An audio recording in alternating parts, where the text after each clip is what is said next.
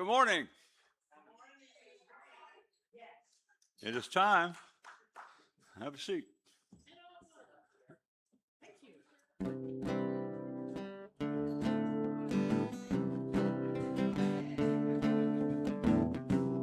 If I had wings, no one would ask me, should I fly? The bird sings, no one asks why. Well, I can see it myself, wings as I feel them. If you see something else, keep your thoughts to yourself, I'll fly free then. Yesterday's eyes see the colors fading away. They see the sun turning to gray. You can't share in a dream you don't believe in. If you say that you see and pretend to be me, you won't be then. How can you ask if I'm happy going my way? Might as well ask a child at play. Well, there's no need to discuss or understand me. I won't ask of myself to become something else, I'll just be me.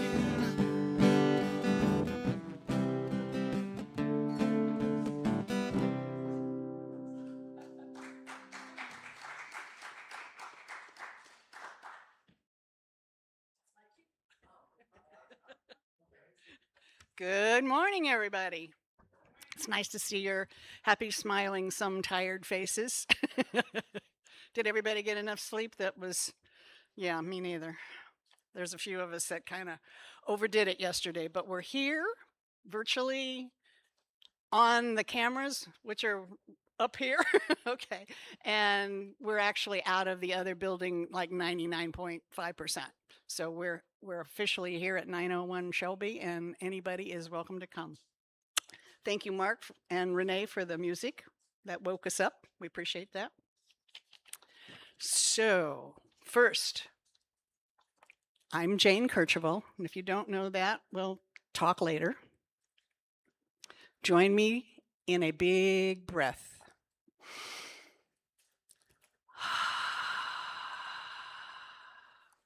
Thank you. We always breathe together to gather ourselves in. And the first thing we do is send some vibrations out into the atmosphere and light a candle.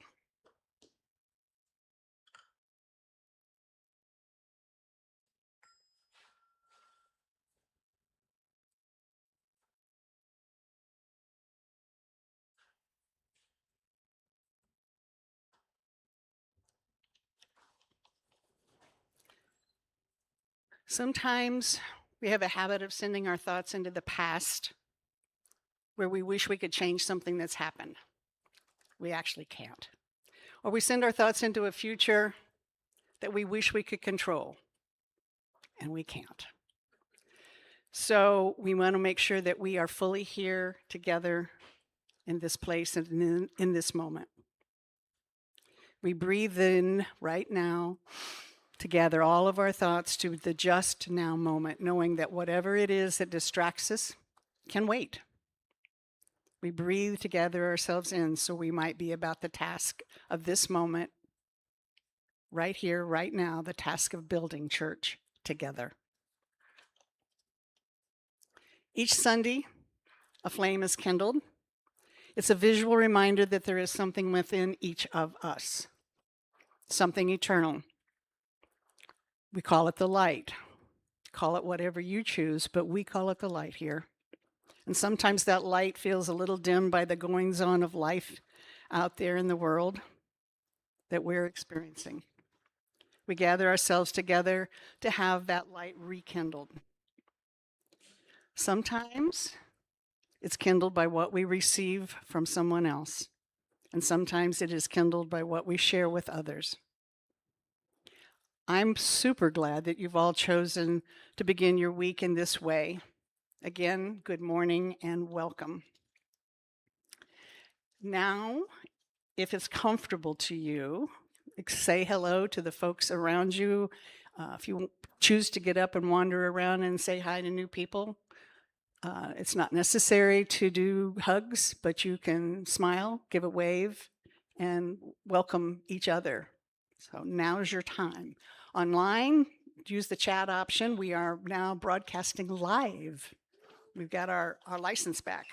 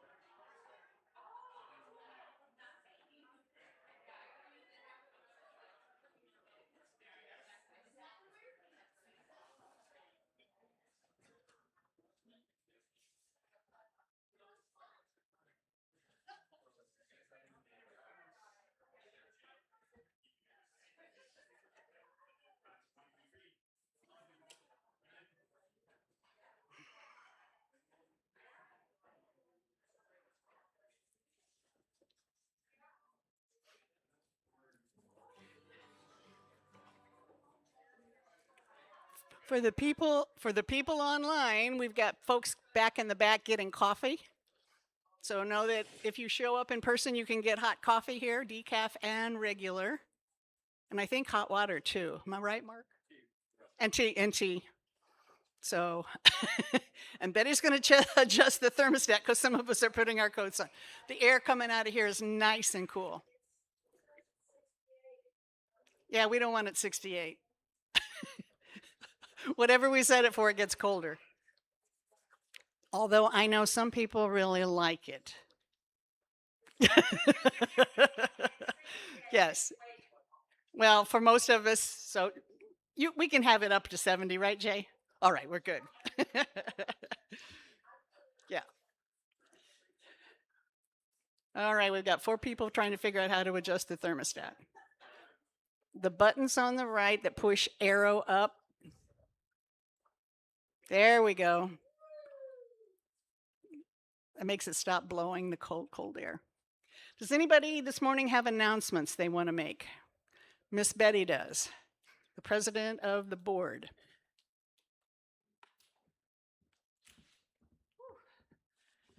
Hi, everyone. Welcome to all of you. I was overwhelmed yesterday with the number of people who came to help with the move, And I just want to tell those of you who weren't here what happened. So the guys that came, this was called college movers and junk hauling. They're going to come and haul some of our junk away also. But anyway, they're Purdue students. They were seniors at Purdue, and they drove down from Lafayette because they didn't have enough people here. They have Mass Ave houses college movers and junk hauling, but they didn't have enough trucks, so they had to come down from Lafayette. They worked all day, but it would have taken way longer for them to unload the truck and to load the truck too, because they had to make 2 trips, if not for some very, very willing and hard workers here who helped to unload the truck and actually put stuff on dollies and bring it up here, and other people were telling them where to put stuff. I mean, it was beautiful. It was absolutely beautiful. Took all day. It took all day, but it was a beautiful display of hardworking community, people that really care. So I just want to say, anyway, anybody who was here yesterday, particularly, and working, could you stand, please? I mean, it was... Yeah, so I really want to say thank you to that. And, we decided to hire movers because we just knew we couldn't do all of that ourselves. And that was true. But I want to say that we didn't have, it only cost us a little over $1,000 for those movers. 1,000. It was absolutely amazing. They charged us for 5 3/4 hours. They really could have charged us for a few more, but they didn't. So it was $1,159. I gave them a 20% tip. So anyway, I'm very grateful for all of you and for those really cool movers. They were really great people. So anyway, thank you. Lots of teamwork and cooperation yesterday. It was beautiful, and love and everything. Dan, did you want to make an announcement about what you just brought in? No. I'll get to it later. Okay. I know why. All right. Anybody else have an announcement? For those at home watching, it's sprinkling outside, so we're all in here staying dry.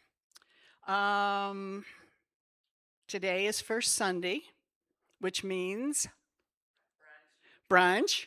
So you're welcome to stay and have some food and get to know each other a little bit better. We appreciate you if you were able to bring something. If not, that's okay. We still get to eat together. And next on the list is youth get to go to Youth Sangha. If you did not stop by the room this morning, do take a look. It's straight down the hallway and on the left. The office is set. The Youth Sangha room is to the right of the actual interior office. It looks lovely, and the kids have already started arranging things.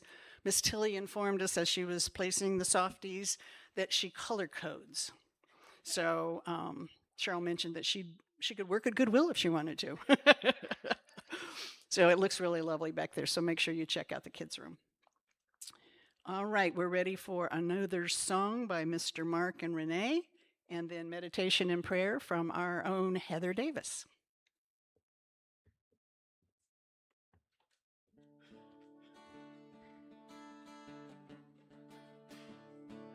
There's a man by my side walking. There's a voice inside me talking. There's a word that needs a saying, carry it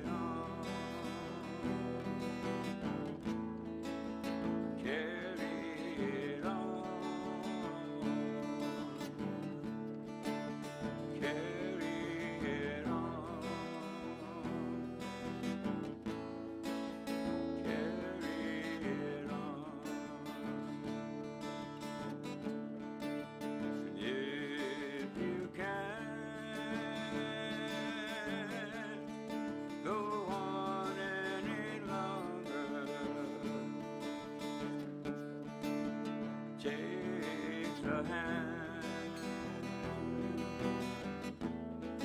held by your brother. 'Cause every victory's gonna mean another. Carry it on. Carry it on. Carry it on. Carry it on.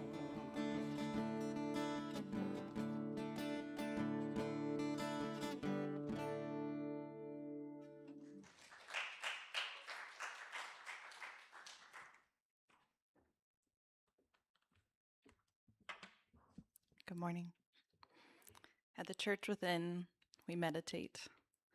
We meditate to quiet the noise in our minds and reconnect with Source, reconnect with the light within, and to rekindle our ability to receive the light in others. We'll begin today just by settling in to your breath and your body. If it feels comfortable, I invite you to close your eyes. If not, find somewhere to rest your gaze. We'll begin simply by noticing the breath, not trying to change it or judge it as too fast or too slow. Simply noticing. Maybe inviting a deeper connection to the breath by placing a hand wherever you feel your breath the most. Instead of guiding you through breaths today, I want to invite you to listen to your body. Do you want to try speeding your breath up? Do you want to try slowing it down? Try to listen to the body and what it's asking for.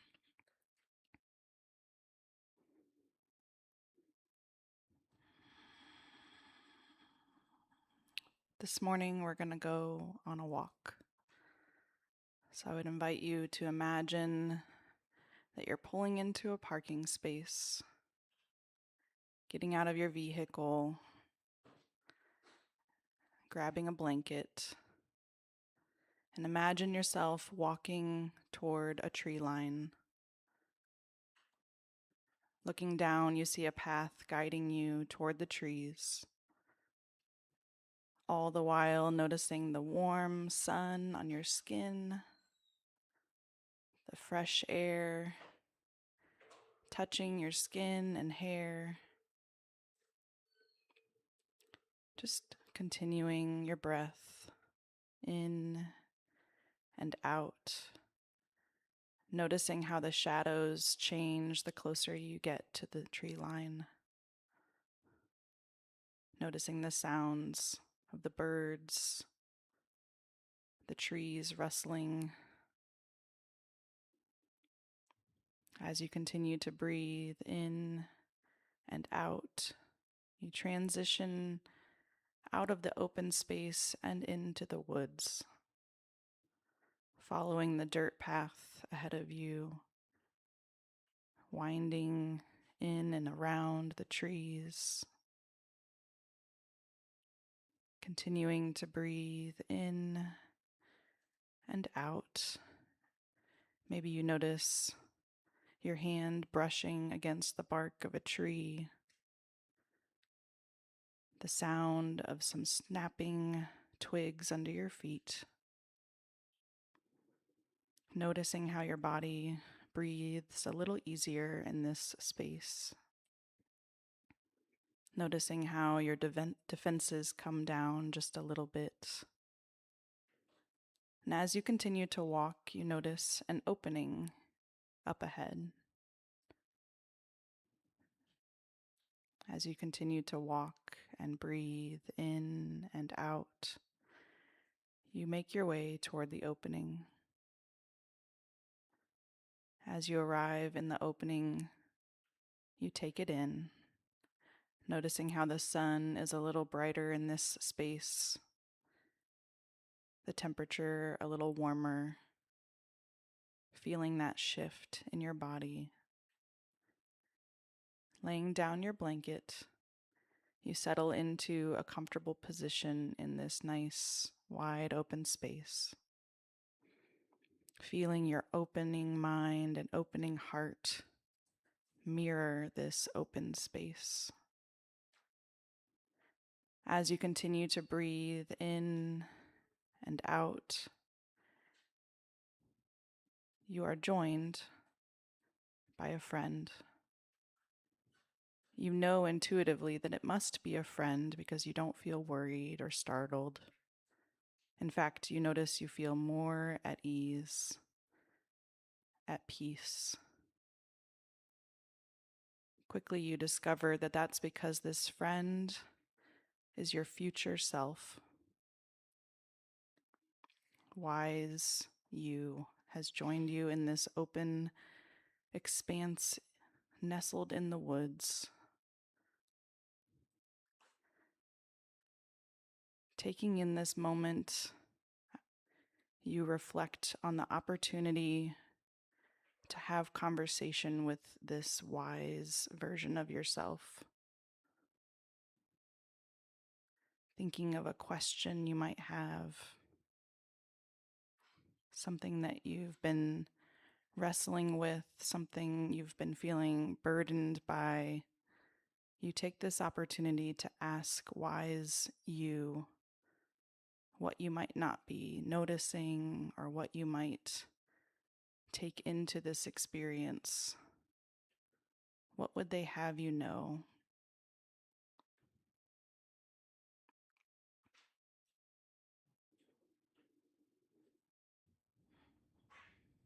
Continuing to breathe in and out. You allow yourself to trust the answer you receive.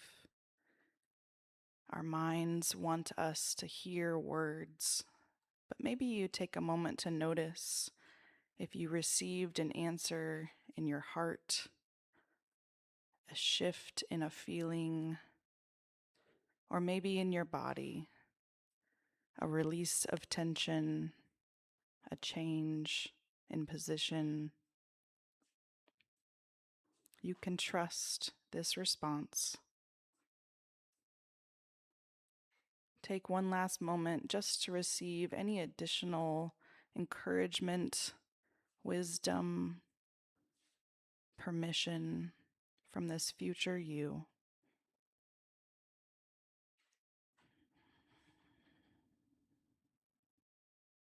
Knowing that it's time to leave the woods, choose how you want to part with this version of yourself for now, knowing that you can always come back into this space. You can always create a meeting between you and your wise self. This is just goodbye for now. Maybe a hug, maybe a knowing look. You both get up and fold your blanket, taking one last opportunity to look around the space, taking one last good breath of fresh, open air, giving that wisdom somewhere to live in your body, to take with you throughout the rest of your day and your week. With a smile on your face, you begin exiting this space, making your way back through the woods, following the trusted path, enjoying the shift to the shade, and following the trail back to the tree line, slowly making your way back to your car.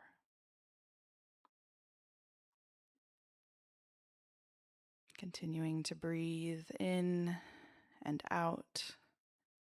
Take a moment just to slowly make your way back into this space, this room this time with our community. You might wiggle your fingers or toes. Stretch in a way that feels good to your body. And when you're ready, you can open your eyes.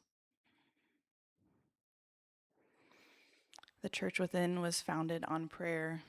If you have a need for prayer, we always have that available to you online at the churchwithin.org. I'm not honestly sure. I think it's in the back of the room here at Shelby Street. If not, I will be here at the end of service if you have a need for someone to pray with you or for you. Thank you.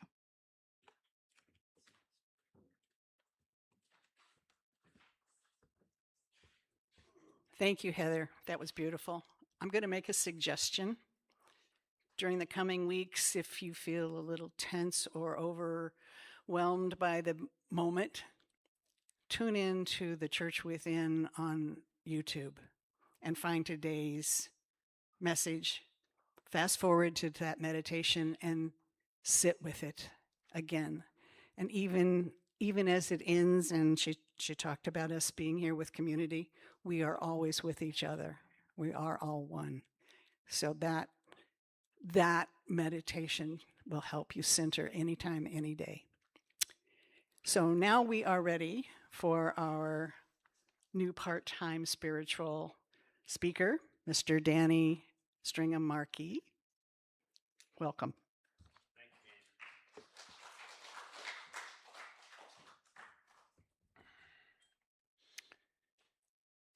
Yes, that was a lovely meditation and a very good point that good meditations here are available on demand.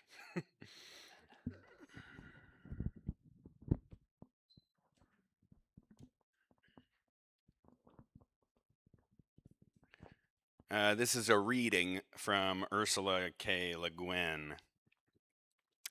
We've all heard about all the sticks and spears and swords. Things to bash and poke and hit with. The long, hard things. But have we not heard about the thing to put things in? The container for the thing contained. Before, and once you think about it, it must have been long before the weapon, long before the useful knife or axe, and right along with the indispensable whacker, the grinder, and the digger. After all, what's the point of digging up a lot of potatoes if you have nothing to lug the ones you can't eat home in? Right along with or before the tool that forces energy outward, we made the tool that brings energy home. It makes sense to me. I am an adherent of what is called the carrier bag of human evolution. And I brought with me this morning one of the carrier bags that we made when Darren retired, right? We, not just I, are believers in the carrier bag theory of human evolution. And let me tell you more. Oh, thank you, Tilly.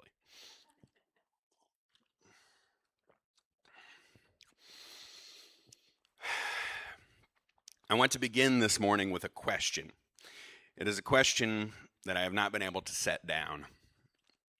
What have we lost that we don't even know to grieve? Not that we don't know how to grieve. We don't know to grieve it. We are unaware of the loss. We can't name it. It's not the loss of friends or lovers. It's not the loss of years of life or time. I mean something much older and deeper than that. I mean the losses that happened so long ago and so completely that the world we have been born into has no record of them. Things that were erased not just from history, but from our imagination of what history could have been. Imagine a world where one story won completely. All other schools of thought eliminated. No dissent. Nothing carried forward. No record that anything else had ever been. would descendants of that world get some feeling in their guts that something was missing? Would they be told not to worry, that all is well, that life has certainly improved and in fact never been better, that the good guys won? I have been reading and thinking, and if I am honest, I've been grieving my way toward this message for quite some time. It has drawn me through various disciplines, lectures, from cognitive science all the way through psychology and into ancient philosophy, through the early chapters of Genesis and on to the imagined classroom of a very unusual teacher, one who has seen enough of human history to know that something has gone wrong and to suspect that we don't even know what it is. I ultimately wish to tell a story about survival, about carrying on, about the story we are living inside of, and the possibility that we can continue to live another way. John Vervaeke is a cognitive scientist. He has a series on YouTube called Awakening from the Meaning Crisis. It's quite good. The meaning crisis is more or less the peculiar modern condition in which so many people feel that life has lost its depth. Maybe it's that sense that we haven't been allowed to grieve something. There is one piece of Vervaeke's awakening that I want to hold up for us to think about this morning. In the earliest human communities, there was a figure that we now refer to as a shaman, right? We have tended to look at shamanic practice through the lens of superstition, perhaps. Primitive people doing primitive things. But Vervaeke asks us to look more carefully, because what the shaman was actually doing was extraordinarily sophisticated. The shaman was the person in the community who could navigate the unknown, who could enter the difficult and frightening places. For instance, Star Wars fans, you can think of when Luke walks into that one woodsy part of Dagobah and has to fight Darth Vader. There it is, right? You bravely go into those places for growth, for wild things, where the mind and spirit meld.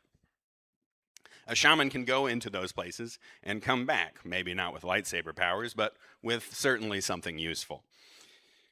And then you help orient the community towards what matters, what is meaningful, what will help us carry forward. And here is what Vervaeke found that I cannot shake. The tribe with the shaman was more likely to survive. Not because magic is real in the way we use the word dismissively, but because the shaman was performing a function that is genuinely essential to human flourishing. They were providing practices that bind a community together, holding space for the things that cannot be measured, but that we cannot live without. The church, at its best, has always been this thing that I'm describing. It's not a church that enforces. It's not a church that excludes, or a church that wields its story like a weapon against the people it decides do not belong. No, it's the church as community gathered around the undeniable. The undeniable need for us as a people to make meaning together, to face the unknown together, to survive together. That is a very, very old and sacred function, and I believe it is exactly what we are doing here. Now I want to turn to the question of how we got here, and for that, I need to tell you about a gorilla. Daniel Quinn's novel Ishmael. Anyone read it? Yes? You're going to like this next section in particular, but I made it accessible for everyone, I hope. Daniel Quinn's novel Ishmael presents us with an unusual teacher. It's a gorilla named Ishmael, who has spent his long life of captivity studying human civilization. He's very smart. He speaks through like telepathy, right? Although I will say Quinn struggles a little bit in keeping that through line going. They just start talking to each other for most of the book, but like it's telepathy. I don't know. Anyway, that's beside the point. He has a student, right? And there was an ad in the paper. It's like looking for a student who wants to save the world. Right? And this kid sees that ad, shows up in the office, and there's a gorilla. But anyway, they figure out what's going on with each other, and what follows is a Socratic dialogue, right? Like a question and answer exploration of the nature of civilization and reality and living. The story we are so deep inside, we don't experience it as a story. That's what Ishmael is trying to point the student towards, is finding that. He said, like, you live inside a cage, right? And then he asked the student to find the walls of the cage. We don't see the cage. We experience it as reality. And it's whispered to us all the time. Ishmael calls this, the voice of that whisper, mother culture. It's the story that says the world was made for human beings, that we stand apart from and above the community of life, that our destiny is to conquer, subdue, and improve upon nature, that more is always better, that growth is always good, that progress, however defined, by whoever holds the most power at the moment, must be inevitable and right.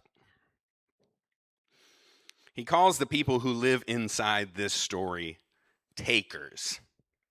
And he suggests that this story won so completely, so long ago, that we no longer even know there were other stories or other ways of being human. Now, communities that understood themselves as participants in the community of life rather than its rulers, Ishmael calls them leavers. Not because they left anything behind, but because they left the living world more or less as they found it. They leave behind the idea of taking. The taker story did not simply defeat the leaver ways. It erased them so thoroughly that we cannot mourn them properly because we don't even know they're gone. When one tribe wins a war completely enough, the losers disappear not just from the land, but from memory, from imagination, from the range of what we even believe to be possible. And then Ishmael tells us about Genesis, the story of the Garden of Eden, and particularly of Cain killing Abel.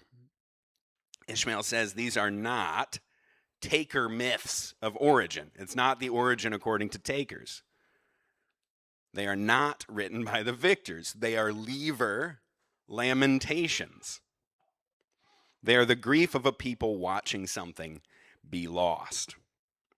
The garden is the world in which humans lived as part of the community of life rather than in dominion over it. And the fall is the moment of the taker choice to seize power to decide which species live, which species die, which land is cultivated, and which is left alone. Cain killing Abel is not just a family tragedy, and he even suggests that they're not actually blood brothers.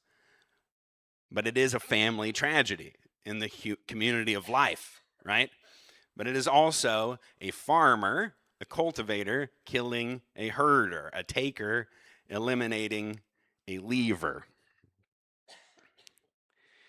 These stories survived inside the very culture that sought to eliminate all records of the other way.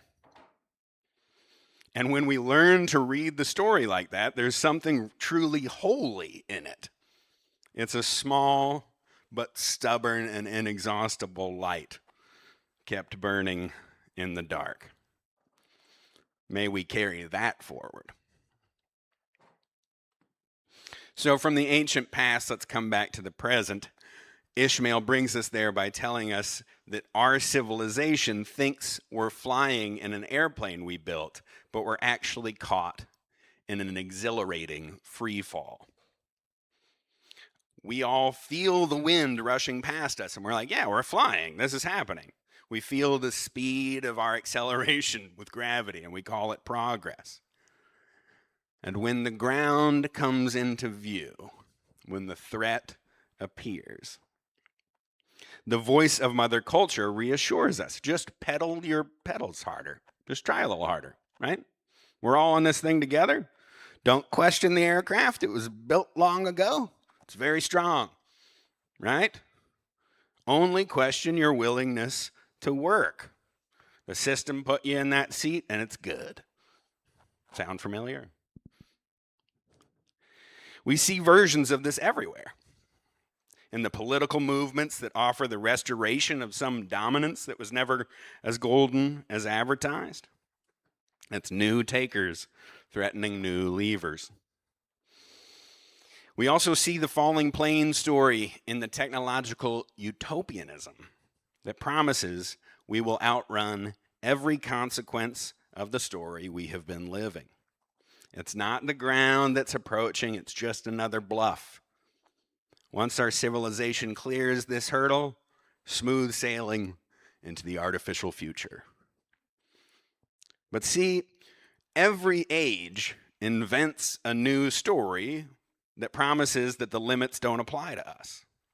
Stories of the glory of an empire or of an exceptional nationalism. Stories of the wonders of the free market or the promise of technology. This is Mother Culture, and she is remarkably adaptable. So what will we carry forward? If a story wins completely enough, will anyone be left to remember the losers? Will we be remembered?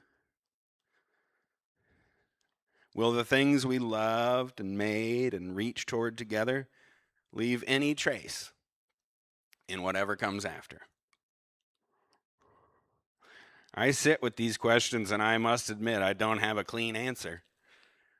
But I notice something when I sit with them long enough. I notice where I'm sitting. And it's a room full of you people here and out there. People who have heard these sorts of threats before. I have called ourselves with great affection and no small accuracy the Congregation of Misfit Toys.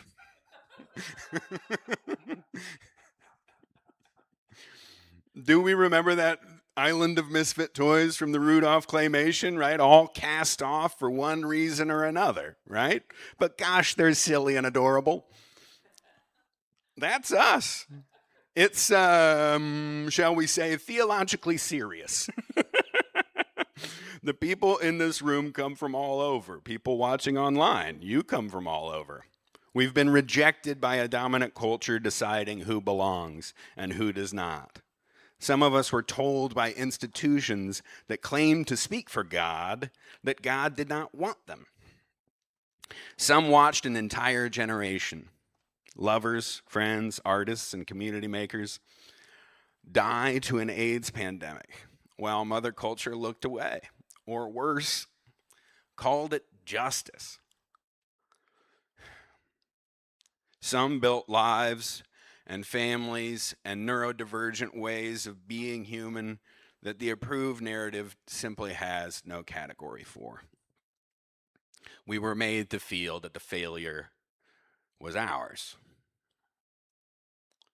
You have perhaps been told that you were the chaos. I've been told that.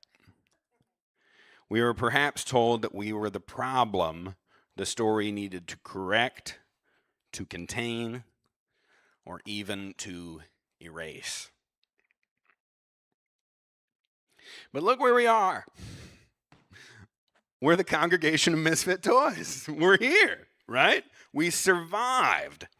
And more than survived, we found each other. We have built a chosen family where the biological one perhaps failed.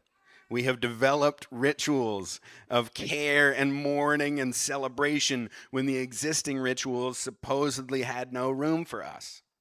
We keep reaching toward spirit, even after spirit's official representatives told us to go away. In Vervaeke's terms, we are absolutely performing shamanic function. In Quinn's terms, we are already living something closer to Lever wisdom, understanding ourselves as participants in and dependent upon a community of life, rather than individual conquerors of our own destiny. In the oldest and most essential terms, we are doing what humans have always done to survive. We are gathering. We are bearing witness to each other. And we are refusing to let a dominant story have the final word. So if you were ever told you were the chaos, you were never the chaos. We were always the tribe. And that is what we carry forward. Today's reading from Ursula K. Le Guin on the carrier bag theory of evolution has me thinking this. In fact, I had a whole different title for this story, and then I got that carrier bag, and it's like it put a new container on the whole thing. Meta. So the point is, what is in our bag, right? What are we carrying with us? Because the airplane is falling, like no lie, right? The meaning crisis is real. The forces of erasure are not imaginary. And the distraction economy, the one I spoke of trying to break free from a couple of months ago with putting my phone away, right? The way our civilization keeps us numbed and entertained and too busy to look at what is going on, that is everywhere. And it works. It works because the alternative is to feel the full weight of this descent. And I tell you, that's pretty terrible. It's made me nauseous some days. It's made me feel like I got punched in the guts other days. It's not a good feeling. I am not going to tell you this morning that everything is going to be fine. No one knows that. But I want to offer instead something I think more honest and in the long run more sustaining than just a simple false hope. Maybe it's a new hope. Another Star Wars reference. Oops. Focus. I want to offer you the possibility that what you do here matters, okay? Not because it's saving the airplane, but because keeping memory, practicing genuine community, refusing to let human things be fully swallowed by inhuman machinery, these have always mattered. Even in the darkest times, especially in the darkest times. The Genesis story, that small light kept inside the story that warned against the story, that is not nothing. That is how we carry forward. That is how we survive. There's a small light inside each of us. We talk about it every week when we light this candle. That is the same idea, and it is not nothing. Here is what I believe about this TCW community specifically. You are not passengers on the airplane. You got off already, at great cost in many cases, with wounds that have not fully healed and perhaps never will. But you got off. You built a lifeboat. We moved it from down the street to here yesterday. The question before us is not whether we can stop the falling.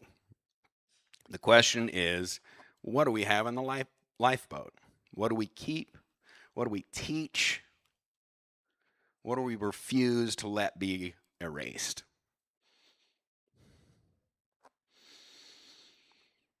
What does it mean to be a people who grieve what the dominant story will not grieve? Who remember what it once forgotten?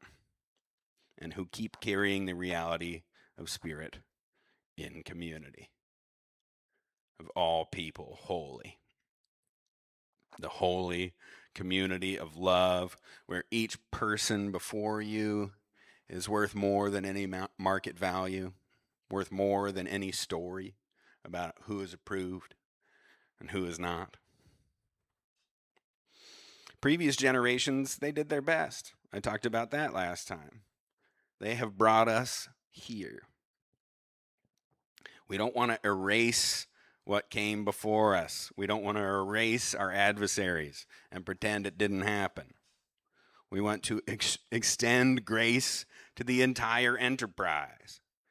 We want to refuse to let any failure be the final word. The story is not over. Creation is continuous. So what do we carry forward? I was not here for the entire definitive history of the Church Within, but I can give you a sketch of it.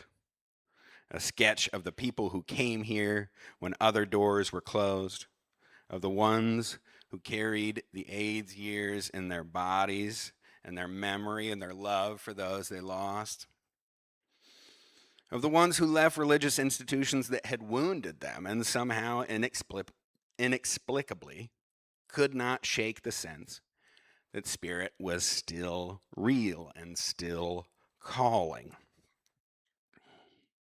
Of the ones who did not fit the story and found their way to a room full of other people who did not fit the story and discovered that was not a failure, but a homecoming. Of the people that took years of isolation and loss and sadness through the COVID pandemic and wove it into a fabric that I put on that table back there. That is our history, and it is a good one. Not easy, not clean, but good. In the way that things are good, when they have been tested and have held.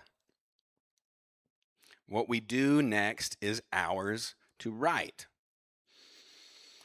I can't predict what the world will look like in 20 years, or whether the airplane will land or crash, or what artificial minds will make of us or of themselves. I do not know which stories will survive and which will be lost. I do not know if we will be remembered. What I know is that we're here today, and that being here is not an accident and not an afterthought. It is the result of real people making real choices to find each other, stay together, and keep the light on. It is the shamanic function, a function performed week after week in this room or wherever we gather, performed by ordinary people who decided that meaning matters, community is sacred, and love is at the root of all things. We are not going to save the world this morning, but we are going to do something that has always preceded the saving of worlds. We're going to carry on. The Leavers carried on, keeping their story alive. We keep the light burning. We carry it forward with us right now. We put it in our bag, metaphorically speaking, and we bring that energy home to nourish ourselves and those around us. That's what we carry forward. And so it is.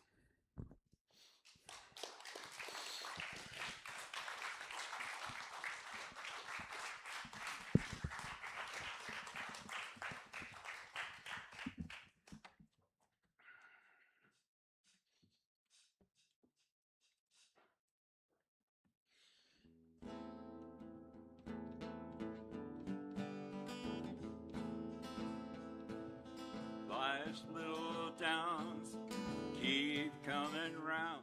Carry on, carry on. Darkness all about, you want to scream and shout. Carry on, carry on. Don't cry, baby, look at where you've been. Everyone knows, just need a friend. Please, please, please, if you're down on your knees, carry on, carry on.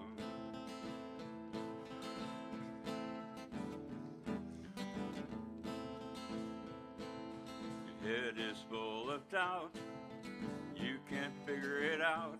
Carry on, carry on. Between the time it takes to make all those mistakes, carry on, carry on. It don't matter what you say or do, it just seems to work out if you want it to. Let out all the slack, take it off your back, carry on, carry on.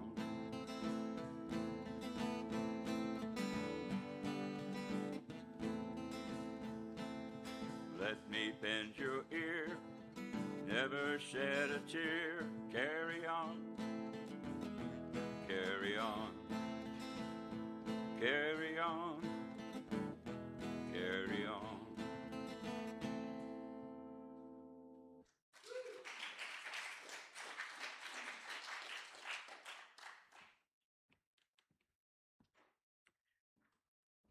Wow. What'd I do with the note? Oops, oh, hold on.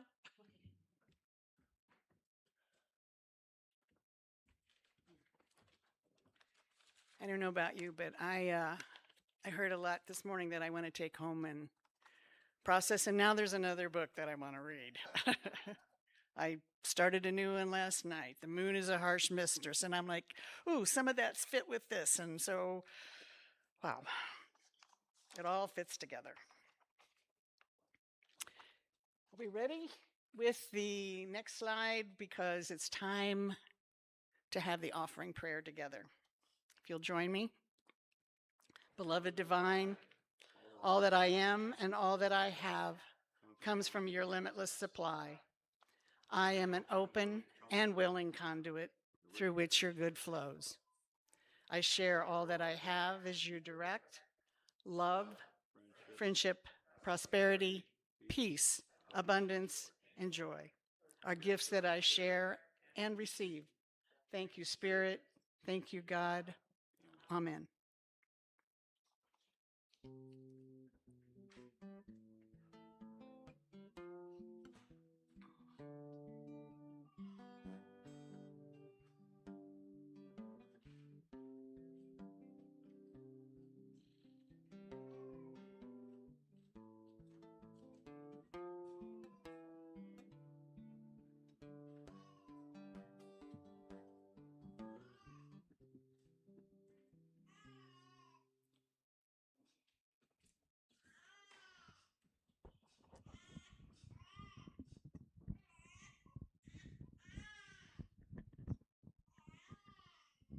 Maybe he wants to do the prayer. Oh.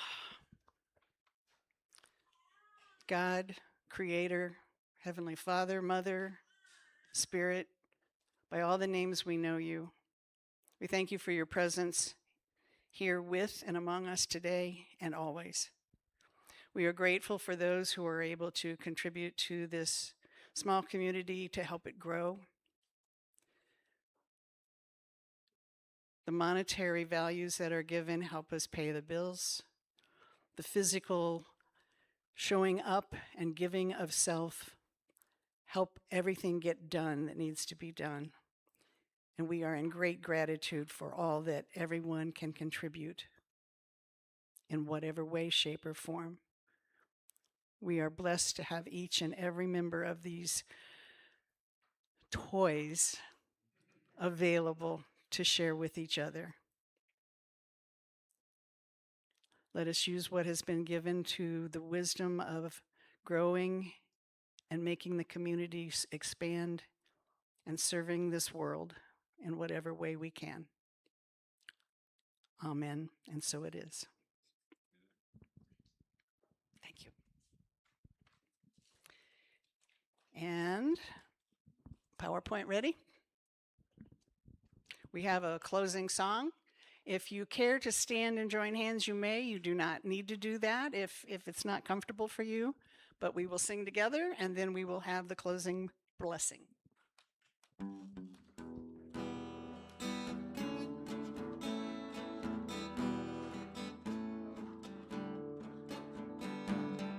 All people are holy. They fast one God. All people are holy. Only love is real. No matter who you are, no matter where you've been, let's gather together and let the Spirit in. All people are holy, many past one God. All bodies are holy, only love is real. Only love is real. May the peace of God go before us into this glorious week, and may the peace remain wherever we have walked.